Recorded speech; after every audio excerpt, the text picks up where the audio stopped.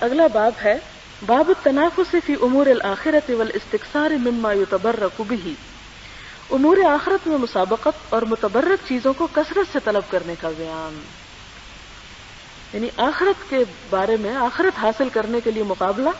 اور بابرکت چیزوں کو زیادہ حاصل کرنے کے بارے میں احادیث ہے۔ قال اللہ تعالی وفی ذلک فلیتنافس المتنافسون، اللہ تعالیٰ نے ارشاد فرمایا اس کے لیے سبقت لے جانے کی کوشش کریں سبقت لے جانے والے، یعنی آخرت کے بارے میں کیا کریں کہ جو آگے بڑھنا چاہتے ہیں وہ اس بارے میں خوب آگے بڑھیں۔ حضرت سہل بن سعد رضی اللہ تعالیٰ عنہ سے روایت ہے کہ رسول اللہ صلی اللہ علیہ وسلم کی خدمت میں مشروب پیش کیا گیا، آپ نے اس میں سے نوش فرمایا، آپ کے دائیں جانب ایک بچہ بیٹھا تھا اور بائیں جانب بزرگ لوگ بیٹھے تھے، آپ نے بچے سے فرمایا کیا تم مجھے اجازت دیتے ہو کہ میں یہ مشروب ان بزرگوں کو دے دوں، کیونکہ یہ حق ہے ایک مجلس میں بیٹھ کر کھانے والوں کا کہ انسان جب کوئی چیز دے تو اپنے دائیں ہاتھ والے کو دے، یعنی اللہ تعالیٰ نے اس کا یہ حق رکھا ہے۔ لیکن اگر وہ سمجھتا کہ بائیں ہاتھ عمر میں بڑے ہیں یا عزت اور مرتبے کے اعتبار سے تو دائیں والے سے پوچھ کر دیا جائے۔ بچے نے عرض کیا نہیں خدا کی قسم یا رسول اللہ صلی اللہ علیہ وسلم، آپ کی طرف سے اپنے حصے پر میں کسی کو ترجیح نہیں دوں گا، یعنی جو چیز آپ مجھے دیں گے وہ حق میں اپنا نہیں چھوڑوں گا۔ تو رسول اللہ صلی اللہ علیہ وسلم نے مشروب کا برتن اس بچے کے ہاتھ پر رکھ دیا کیونکہ وہ اس کے لیے ایک بابرکت چیز تھی۔ حضرت ابو ہریرہ رضی اللہ تعالیٰ عنہ سے روایت ہے، کہتے ہیں کہ آپ صلی اللہ علیہ وسلم نے فرمایا کہ حضرت ایوب علیہ السلام کپڑے اتار کر غسل کر رہے تھے کہ ایک سونے کی مکڑی ان کے اوپر آ گئی۔ حضرت ایوب علیہ السلام مکڑی کو اپنے کپڑے میں بند کرنے کی کوشش کر رہے تھے کہ بارگاہ خداوندی سے ندا آئی، اے ایوب کیا ہم نے تم کو ان چیزوں سے بے پرواہ نہیں کر دیا جو تم دیکھ رہے ہو؟ عرض کی ہاں، آپ کے عزت و جلال کی قسم، لیکن پروردگار میں تیری برکت سے بے نیاز نہیں ہو سکتا، یعنی ایک چیز جو تو مجھے بھیجے اس سے میں کیسے بے نیاز ہو جاؤں۔ یہی وجہ ہے کہ ایک مرتبہ حضور صلی اللہ علیہ وسلم نے کچھ چیزیں تقسیم کی۔ آپ کا طریقہ کار یہ ہوتا تھا کہ جب بھی باہر سے کوئی چیز آتی تھی آپ جو بھی آپ کے صحابہ کرام تھے یا عزیز دوست تھے ان میں سب کو برابر برابر تقسیم کر دیتے، پھر اسی طرح مال غنیمت بھی اپنے اپنے حق کے مطابق آپ صلی اللہ علیہ وسلم تقسیم کر دیتے تھے۔ ایک دفعہ اسی طرح کچھ چیزیں آئیں اور حضور صلی اللہ علیہ وسلم نے حضرت عمر کو حصہ بھیجا، تو حضرت عمر نے لینے سے انکار کر دیا اور کہا کہ نہیں اللہ کے رسول صلی اللہ علیہ وسلم میں نہیں لیتا، آپ مجھ سے زیادہ کسی اور ضرورت مند کو دے دیں۔ تو اس پر آپ صلی اللہ علیہ وسلم نے فرمایا کہ ما جاءک من غیر مسئلۃ، کہ تمہارے پاس سوال کیے بغیر جو چیز ہاتھ آتی ہے اس سے انکار نہ کرو، فخذہ وتمولہ، اسے لے لو اور اسے اپنا مال سمجھو، یعنی سوال کرنے کو برا سمجھا گیا، لیکن اگر بغیر سوال کے اللہ تعالیٰ کی طرف سے کوئی نعمت آئی تو اس سے انسان بے نیازی نہ برتے یا اسے حقیر نہ سمجھے یا اس کے بارے میں تکبر نہ کرے۔ پھر ایسا ہی حضرت عمر کے ساتھ ہوا کہ ایک مرتبہ آپ کوئی چیز تقسیم کر رہے تھے تو آپ کے کسی ساتھی نے اسے لینے سے انکار کیا کہ آپ مجھے نہ دیں کسی اور کو دے دیں، تو اس پر آپ نے یہی واقعہ سنایا کہ ایک دفعہ میں نے حضور صلی اللہ علیہ وسلم کے ساتھ یہی معاملہ کیا تھا کہ آپ مجھے دے رہے تھے اور میں نہیں لینا چاہتا تھا، تو آپ نے مجھے یہی کہا کہ جو تمہیں مانگے بغیر دیا جاتا ہے اس سے انکار نہ کرو، کیونکہ یہ یعنی اس طرح کی کسی چیز کا آنا دراصل اللہ تعالیٰ کی ایک خاص رحمت ہوتی ہے اور اللہ تعالیٰ کی طرف سے ایک برکت کی چیز ہوتی ہے، جس کے بارے میں فرمایا کہ جس طرح حضرت ایوب نے کہا کہ اللہ تعالیٰ میں آپ کی برکت سے بے نیاز نہیں ہو سکتا، جو چیز تو نے اچانک بھیج دی اس کو بھلا میں کیوں چھوڑ دوں۔ یعنی کہ حریص نہیں انسان کو ہونا چاہیے، لالچی نہیں ہونا چاہیے، یعنی کہ جس کے بارے میں خاص طور پر آتا ہے کہ اگر کوئی شخص مالدار ہونے کے لیے سوال کرتا ہے تو وہ اپنے لیے دراصل جہنم کے انگارے سمیٹ رہا ہے، اور سوال کرنے والے اور بھیک مانگنے والے کے بارے میں تو آپ مختلف احادیث جو ہیں وہ پڑھ ہی چکے ہیں کہ قیامت کے دن ان کا چہرہ جو ہے وہ اپنے ہی یعنی پیتل کے ناخن ہوں گے، اپنے ہی چہرے کو خود نوچ رہے ہوں گے اور ان کی شکل بدترین شکل ہوگی قیامت کے دن۔ لیکن اللہ تعالیٰ اگر کوئی غائبانہ طور پر کوئی مدد کرتے ہیں تو اس چیز کو انسان اپنے حق میں اللہ کی رحمت سمجھے اور اس سے انکار نہ کرے۔ پھر اس کے بعد اگلا باب ہے باب فضل غنی الشاکر وهو من اخذ المال من وجهه وصرفه بوجوهه المأمور بها، شکر کرنے والے دولت مند کی فضیلت کا بیان۔ اس سے پہلے آپ نے دیکھا ہوگا ریاض الصالحین کا انداز یہ ہے جیسے باب الخوف اور تو ساتھ ہی باب الرجا، جہاں خوف دلانے والی حدیث ہے وہاں پر امید دلانے والی بھی، اور جہاں جنت کا حال وہاں جہنم کا حال۔ جہاں ایک طرف یہ پیچھے آپ گزر چکے ایک دو باب پیچھے، اگر آپ کو ذہن پہ زور ڈالیں تو آپ کو یاد ہوگا کہ دنیا میں فقر اور یعنی کم سے کم مال و دولت پر راضی رہنے کا بیان تھا. تو یہاں پر اب دوسری طرح کی احادیث لائی جا رہی ہیں جس سے آپ کو یہ معلوم ہوگا کہ دین میں کس قدر اعتدال ہے. ان چیزوں میں اختلاف یا کنٹراڈکشن نہیں ہے، اس میں یہ ہے کہ انسان کو اللہ تعالیٰ جس حال پر بھی رکھے اس پر وہ راضی اور شاکر اور قناعت گزار ہو. اور پھر فرمایا کہ جو شخص حلال طریقے سے مال کمائے اور جہاں خرچ کرنے کا حکم ہے وہاں خرچ کرے تو ایسا مال انسان کو نقصان نہیں دیتا. قال اللہ تعالی فَأَمَّا مَنْ أَعْطَى وَاتَّقَى وَصَدَّقَ بِالْحُسْنَى فَسَنُيَسِّرُهُ لِلْيُسْرَى. پھر جس نے راہ خدا میں اپنا مال دیا، اس سے ڈرتا رہا اور جس نے اچھی بات کی تصدیق کی تو ہم آسان کر دیں گے اس کے لیے آسان راستہ، یعنی ہم اس کے لیے آسان راستہ آسان کر دیں گے، اسے ہم آسان راستے کی سہولت دیں گے، اس کے لیے نیکی کرنا ہم اور بھی آسان کر دیں گے. وقال تعالی وَسَيُجَنَّبُهَا الْأَتْقَى الَّذِي يُؤْتِي مَالَهُ يَتَزَكَّى وَمَا لِأَحَدٍ عِندَهُ مِن نِّعْمَةٍ تُجْزَى إِلَّا ابْتِغَاءَ وَجْهِ رَبِّهِ الْأَعْلَى وَلَسَوْفَ يَرْضَى. اللہ تعالیٰ کا ارشاد ہے اور دور رکھا جائے گا اس سے وہ نہایت پرہیزگار جو دیتا ہے اپنا مال اپنے دل کو پاک کرنے کے لیے، اور اس پر کسی کا کوئی احسان نہیں جس کا بدلہ اسے دینا ہو، بجز اس کے کہ وہ اپنے برتر پروردگار کی خوشنودی کا طلبگار ہے اور وہ ضرور اس سے خوش ہوگا. یعنی اللہ تعالیٰ اس بندے سے راضی ہوں گے یا وہ بندہ قیامت کے دن اللہ تعالیٰ کی طرف سے ملنے والے انعام پر راضی اور خوش ہو جائے گا. اسی طرح ایک اور آیت ہے ان تبدوا الصدقات فنعما هي وان تخفوها وتؤتوها الفقراء فهو خير لكم ويكفر عنكم من سيئاتكم والله بما تعملون خبير. اگر ظاہر کرو خیرات تو بہت اچھی بات ہے، یعنی دکھا کے بھی دے سکتے ہو اگر دل کے اندر ریاکاری کا نہیں ہے جذبہ، اور اگر پوشیدہ رکھو صدقوں کو اور دو انہیں فقیروں کو تو یہ بہت بہتر ہے تمہارے لیے، اور صدقے کی برکت سے مٹا دے گا تم سے تمہارے بعض گناہ، اور اللہ تعالیٰ جو کچھ تم کر رہے ہو خبر رکھنے والا ہے. یعنی اس کا مطلب کیا ہے کہ اگر انسان صدقہ خیرات ظاہر کر کے دیتا ہے تو بھی کوئی بات نہیں، یعنی اس میں کوئی گناہ نہیں ہے، لیکن گناہ کس میں ہے اگر انسان اس سے شہرت چاہے یا ریاکاری کا جذبہ دل میں ہو. اور یہ کہ اگر چھپا کے دے اور ضرورت مندوں پہ خرچ کرے تو اس کا بھی بہت ثواب ہے، اللہ تعالیٰ اس کے بدلے انسان کی گناہ خطائیں کوتاہیاں معاف کر دیں گے. اور پھر اگلی آیت ہے لن تنالوا البر حتى تنفقوا مما تحبون وما تنفقوا من شيء فإن الله به عليم. ہرگز نہ پا سکو گے تم نیکی کو جب تک نہ خرچ کرو اللہ کی راہ میں ان چیزوں کو جن سے تم محبت رکھتے ہو، حتى تنفقوا مما تحبون، اور جو کچھ تم خرچ کرتے ہو اللہ تعالیٰ اسے یقیناً جانتا ہے. اس بارے میں بہت سی آیات ہیں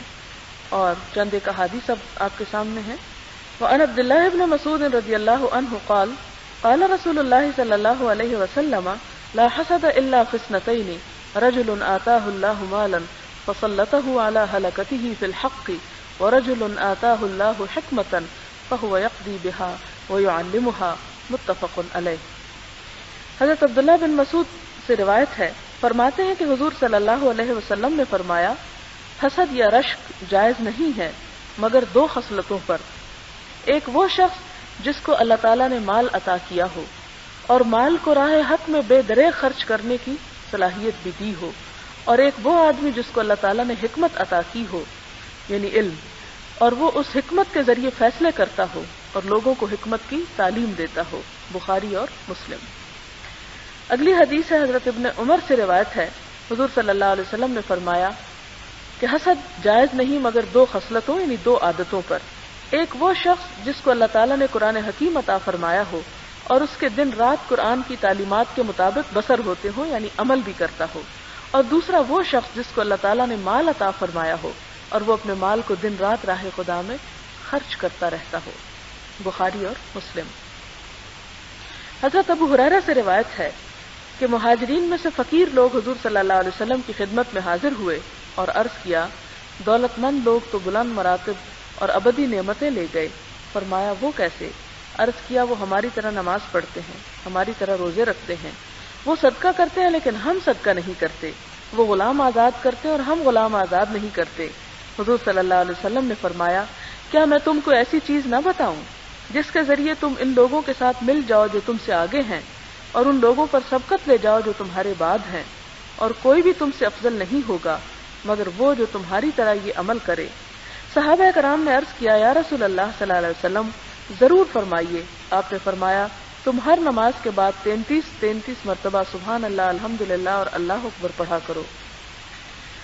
فقیر مہاجرین دوبارہ حضور صلی اللہ علیہ وسلم کی خدمت میں حاضر ہوئے اور عرض کیا ہمارے مالدار بھائیوں نے بھی اس عمل کے متعلق سن لیا ہے جو ہم کرتے ہیں،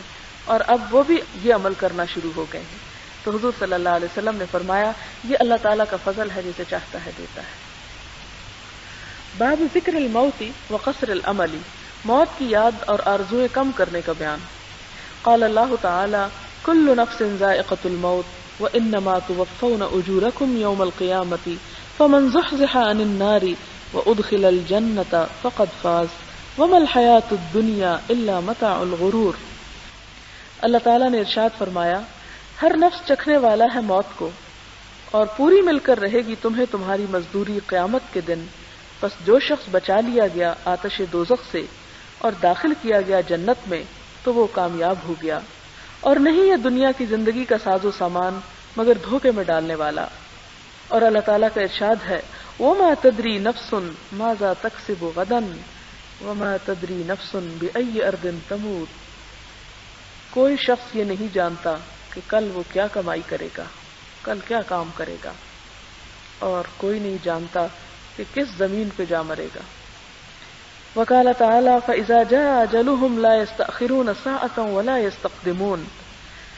کہ پس جب آ جاتی ہے ان کی مقررہ میعاد یعنی موت کا وقت تو نہ وہ ایک لمحہ پیچھے ہو سکتے ہیں اور نہ ہی وہ آگے ہو سکتے ہیں. یہ موت کا وقت مقرر ہے اور جب وہ وقت آ جائے تو پھر انسان بھاگ نہیں سکتا. پھر فرمایا یا ایھا الذین آمنوا لا تلہکم اموالکم ولا اولادکم عن ذکر اللہ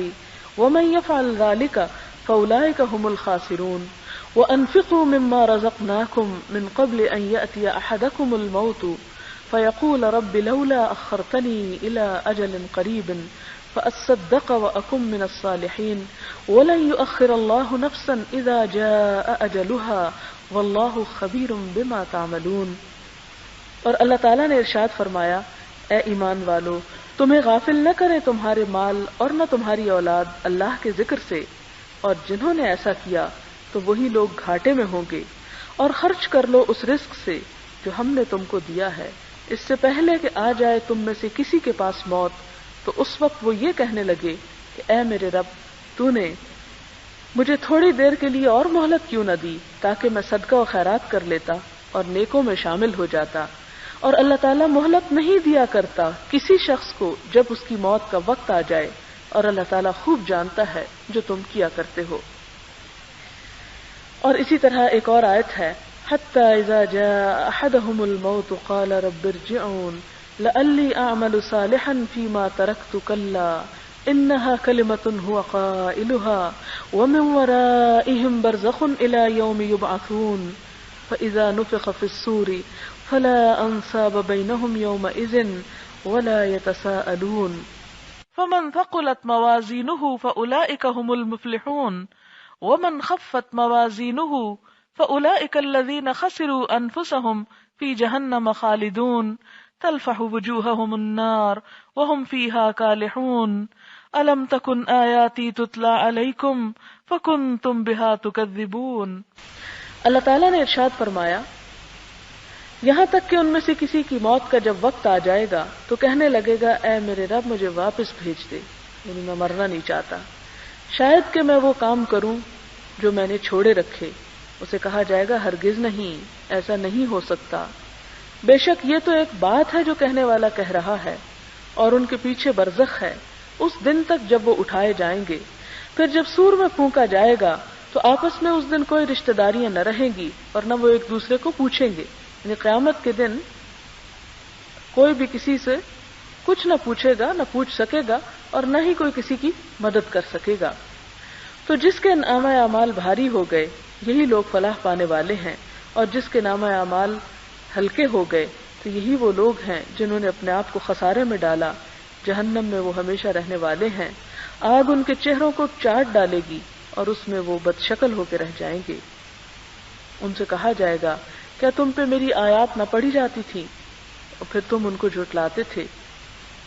اور پھر مزید آتا ہے ان سے کہا جائے گا کم لبثتم فی الارض عدد سنین، کہ دنیا میں تم کتنے دن ٹھہر کے آئے ہو؟ قالوا لبثنا یوما او بعد یوم فاسأل العادین، تو اس وقت وہ کہیں گے کہ ہم ایک دن یا دن کا بھی ایک حصہ ٹھہر کر آئے ہیں، آپ گننے والوں سے پوچھ لیجئے۔ اس وقت اللہ تعالیٰ فرمائیں گے ان لبثتم الا قلیلا، ہاں واقعی تم بہت تھوڑے ٹھہر کے آئے۔ لو انکم کنتم تعلمون، کاش کہ تم پہلے جانتے ہوتے۔ پھر ایک اور جگہ پر فرمایا افحسبتم انما خلقناکم عبثا، کیا تم نے سمجھ رکھا تھا کہ ہم نے تمہیں یوں ہی بیکار پیدا کر دیا، عبث پیدا کر دیا تھا؟ وانکم الینا لا ترجعون، اور یہ کہ تمہیں ہماری طرف لوٹایا نہ جائے گا۔ اور اللہ تعالیٰ نے فرمایا الم یأن للذین آمنوا ان تخشع قلوبهم لذکر اللہ وما نزل من الحق ولا يكونوا كالذین اوتوا الكتاب من قبل فطال عليهم الامد فقست قلوبهم وكثير منهم فاسقون، کیا ابھی وہ وقت نہیں آیا اہل ایمان کے لیے کہ جھک جائیں ان کے دل یاد الہی کے لیے اور اس سچے کلام کے لیے جو اترا ہے، یعنی ابھی وہ وقت نہیں آیا، اور نہ بن جائیں ان لوگوں کی طرح جنہیں کتاب دی گئی اس سے پہلے، پس لمبی مدت گزر گئی ان پر تو سخت ہو گئے ان کے دل، اور ایک کثیر تعداد ان میں سے نافرمان بن گئی، یعنی لمبے عرصے تک جب دنیا میں کوئی تکلیف نہ آئی، کوئی آزمائش نہ گزری، تو وہ خدا سے غافل ہوتے چلے گئے۔ اس سلسلے کی پہلی حدیث حضرت ابن عمر سے، کہتے ہیں کہ حضور صلی اللہ علیہ وسلم نے میرے کندھوں کو پکڑا اور فرمایا دنیا میں اس طرح رہو گویا تم پردیسی یا مسافر ہو۔ اور حضرت ابن عمر فرمایا کرتے تھے جب شام ہو تو صبح کا انتظار نہ کیا کرو، اور جب صبح ہو تو شام کا انتظار نہ کیا کرو، صحت کی حالت میں مرض کے لیے کچھ حاصل کر لو اور زندگی میں موت کے لیے کچھ سامان جمع کر لو۔ حضرت ابن عمر سے روایت ہے، کہتے ہیں کہ حضور صلی اللہ علیہ وسلم نے فرمایا ایک مسلمان شخص کے لائق نہیں کہ اس کے پاس کوئی چیز ہو جس کے متعلق وہ وصیت کرنا چاہتا ہو اور اس پر 2 راتیں گزر جائیں مگر یہ کہ اس کی وصیت اس کے پاس لکھی ہوئی موجود ہو، یعنی جو کچھ کرنا ہے وہ تیار رہے اس کے لیے۔ اور مسلم کی ایک روایت میں یہ الفاظ ہیں اس پر 3 راتیں گزر جائیں۔ حضرت ابن عمر سے روایت ہے کہ جب سے میں نے رسول اللہ صلی اللہ علیہ وسلم سے یہ فرمان سنا تو مجھ پر ایک رات بھی ایسی نہیں گزری جبکہ میرے پاس وصیت موجود نہ ہو، یعنی جو کچھ میں نے مرنے کے بعد چاہتا ہوں کیا جائے وہ میں نے اب سے لکھ کے رکھ لیا، یعنی میں پوری طرح تیار ہوں جانے کے لیے۔ حضرت انس سے روایت ہے، فرماتے کہ رسول اللہ صلی اللہ علیہ وسلم نے چند لکیریں کھینچی، یعنی لائنز لگائیں، اور فرمایا کہ یہ انسان ہے اور یہ اس کی موت۔ انسان اس طرح زندگی گزار رہا ہوتا ہے کہ قریب ترین لکیر یعنی موت آ جاتی، یعنی اس طرح آڑی لکیریں کھینچی اور فرمایا کہ یہ انسان کی زندگی ہے، ایک ایک لکیر کو کراس کرتے جا رہا ہے حتیٰ کہ آخری بچے گی اور اس کو بھی وہ کراس کر کے اگلی دنیا میں قدم رکھ دے گا، اور پھر یہ کہ ایک کے بعد ایک سٹیپ اٹھاتا چلا جا رہا ہے۔ ابن مسعود سے روایت ہے کہ حضور صلی اللہ علیہ وسلم نے ایک مربع خط کھینچا، یعنی اسکوئر، جو اس سے باہر نکل رہا تھا، اور درمیان والے خط کے ساتھ اس سمت میں جو وسط میں تھی چھوٹے چھوٹے خط کھینچے اور فرمایا یہ انسان ہے اور یہ اس کی موت جو اس کو گھیرے ہوئے ہے، یا فرمایا اس نے اسے گھیر رکھا ہے، اور یہ جو لکیر بالکل نکل رہی ہے یہ اس کی آرزویں ہیں، اور یہ چھوٹے چھوٹے خطوط حادثات ہیں، اگر وہ ایک حادثے سے بچ نکلتا ہے تو دوسرا حادثہ اس کو دبوچ لیتا ہے، اور اگر اس سے بچ نکلتا ہے تو ایک اور اس کو پکڑ لیتا ہے، اور اس کی شکل یہ ہے۔ یعنی حضور صلی اللہ علیہ وسلم نے خاکہ بنا کر لکیریں کھینچ کر اس مسئلے کو سمجھانے کی کوشش کی۔ اس سے یہ پتہ چلتا ہے کہ آپ صلی اللہ علیہ وسلم بہترین استاد تھے، صرف زبانی باتیں نہیں کیا کرتے تھے، حالانکہ آپ امی تھے، لیکن جس چیز کو ڈرا کر کے اور لوگوں کو مثال سے سمجھانا مقصود ہوتا تھا وہ بھی آپ نے کیا۔ نہ وہاں بلیک بورڈ ہوتے تھے اور نہ چاک ہوتے تھے اور نہ قلم تھا اور نہ کاغذ تھے، لیکن اس کے باوجود آپ نے 1400 سال پہلے وہ کام کر دکھائے جس علم و حکمت سے ہم خالی ہیں۔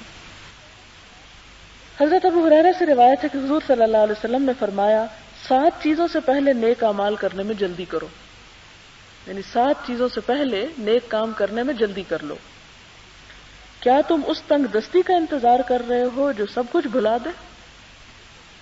یعنی تم اتنے فقیر ہو جاؤ کہ جس سے تم اپنے آپ کو بھی بھول جاؤ۔ دیکھیں کہ جب فقر حد سے بڑھتا ہے انسان اپنے بچوں کو بھی بیچ ڈالتا ہے، بعض اوقات خود اپنے جسم کو، آپ نے دیکھا ہوگا کئی غریب لوگ اپنے گردے بیچ ڈالتے ہیں۔ تو یہ صورتحال کب آتی ہے انسان پہ؟ فرمایا کہ اس سے پہلے کچھ کر لو، اس سے پہلے کہ تم پہ ایسے حالات آ جائیں کہ تم اپنے آپ کو بھی فراموش کر دو۔ پھر فرمایا کہ یہ اس عمارت کا جو سرکش بنا دے، یعنی تم پہ دنیا اتنی فراخ ہو جائے کہ تم تکبر کرنے لگو اور اس تکبر میں تم خدا کے آگے جھکی نہ پاؤ، یا اس مرض کا جو بگاڑ پیدا کر دے، یعنی انسان کو معذور کر دے اور پھر تم سے کوئی نماز روزہ نہ ہو۔ ظاہر ہے کہ جب بیمار ہوتا ہے انسان نماز سجدہ بھی نہیں کر سکتا، روزہ نہیں رکھ سکتا، حج عمرہ سے بھی بیکار ہو جاتا ہے، اور اگر اور حالات ہوں تو کسی قسم کی کوئی کسی کی مدد یا خدمت بھی نہیں کر سکتا، یا اس بڑھاپے کا جو انسان کے اعضاء کو مضمحل کر دے، یعنی بڑھاپے میں بھی انسان جو ہے اس کی طاقت اور اس کی ہمت اور صحت جواب دے جاتی ہے اور وہ کچھ کرنے کے قابل نہیں رہتا حالانکہ اس کا دل بہت چاہتا ہے، یا اچانک آ جانے والی موت کا کہ تم سے سب کچھ چھڑا لے جائے، یا دجال کا، اور دجال ان غائب چیزوں میں سب سے برا ہے جن کا انتظار کیا جاتا ہے، اور یا قیامت کا تو وساعت ادھا و امر، جیسے قرآن پاک میں آتا ہے کہ قیامت تو بڑی ہی مہیب اور سخت چیز ہے، اس کا تو کوئی مقابلہ ہی نہیں۔ آپ ہی سے روایت ہے حضور صلی اللہ علیہ وسلم نے فرمایا اکثروا ذکر ہاضم اللذات، کہ لذتوں کو توڑ دینے والی چیز موت کو کثرت سے یاد کیا کرو، لیکن ہم تو خود بھی نہیں کرتے، اور اگر کوئی کرانے لگے تو کہتے ہیں مولویوں کا کام صرف ڈرانا ہے، حالانکہ جو چیز ہمارے سامنے پیش آنے والی ہے اس سے ہم بھاگ کیسے سکتے ہیں؟ اس کا ذکر نہ کر کے چھپ کہاں سکتے ہیں؟ عقل مندی تو یہ ہے کہ انسان اس کو یاد کرے اور اس کے لیے تیاری کرے کہ مجھے وہ اس تنہائی کے گڑھے میں من و مٹی کے نیچے کیڑوں کی خوراک بننا ہے، تو اس سے پہلے میں اپنے لیے کیوں نہ کچھ تیار کر لوں۔ حضرت ابی ابن کعب سے روایت ہے، کہتے ہیں کہ جب 1/3 رات گزر جاتی تو حضور صلی اللہ علیہ وسلم نیند سے بیدار ہوتے، یعنی 1/3 جب گزر جاتی، اور فرماتے اے لوگو اللہ کو یاد کرو، پہلا نفخہ آ چکا، دوسرا نفخہ اس کے پیچھے آنے والا، یعنی سور پھونکے جانے کے قریب ہے، نفخہ سے مراد سور پھونکنا ہے، موت اپنی تمام تر ہولناکیوں کے ساتھ آ چکی ہے، یعنی موت جو ہے وہ کوئی آسان چیز نہیں، بہت ہولناک اور خوفناک چیز ہے جس سے بچنے کی تیاری پوری ہونی چاہیے، یعنی بچنے سے مراد نہیں بھاگنے کی بلکہ اس کی ہولناکیوں سے بچنے کی۔ میں نے عرض کی یا رسول اللہ صلی اللہ علیہ وسلم، میں بکثرت آپ پر درود بھیجتا ہوں، تو میں آپ پر کتنا وقت درود بھیجا کروں؟ فرمایا جتنا تمہارا جی چاہے، یعنی کوئی پابندی نہیں ہے۔ عرض کی 1/4، فرمایا جتنا تیرا جی چاہے، اور اگر زیادہ پڑے تو اس میں تمہارے لیے بہتری ہے۔ عرض کیا نصف، فرمایا جتنا تیرا جی چاہے، اور اگر زیادہ پڑے تو تیرے لیے بہتر ہے۔ عرض کیا 2/3، فرمایا جیسے تیرا جی چاہے اور اگر زیادہ کرے تو تیرے لیے بہتر ہے۔ عرض کی میں سارا وقت آپ پر درود بھیجتا رہوں گا۔ فرمایا تو پھر تیرے غم دور ہو جائیں گے اور تیرے گناہ بخش دیے جائیں گے۔ وآخر دعوانا الحمد للہ رب العالمین۔ آخر میں جاتے جاتے ایک نسخہ ہاتھ آ گیا کہ کثرت سے درود پڑھیں غموں سے چھٹکارے کے لیے۔ سبحان اللہ وبحمدہ عدد خلقہ ورضا نفسہ وزنۃ عرشہ ومداد کلماتہ، سبحان اللہ العظیم۔ اللہم صل علی محمد وعلی آل محمد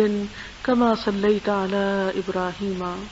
وعلی آل ابراہیم انک حمید مجید۔ اللہم بارک علی محمد وعلی آل محمد کما بارکت علی ابراہیم وعلی آل ابراہیم انک حمید مجید۔ ربنا آتنا فی الدنیا حسنۃ وفی الآخرۃ حسنۃ وقنا عذاب النار۔ ربنا لا تزغ قلوبنا بعد إذ هديتنا